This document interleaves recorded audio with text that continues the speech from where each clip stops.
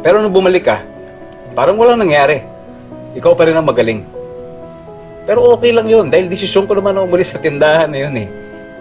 Alam mo kung bakit? Dahil pinakiusapan ako ni tatay na kailangan mo ang tindahan, na mas kailangan mo ang tindahan dahil ikaw may asawa at anak. Dahil ikaw, kuya, may pamilya. Ako, wala. Kaya kayo lang naman ang meron ako. Kayo lang ang pamilya ko. But why is it that you always make me feel that I am the enemy? Not a brother,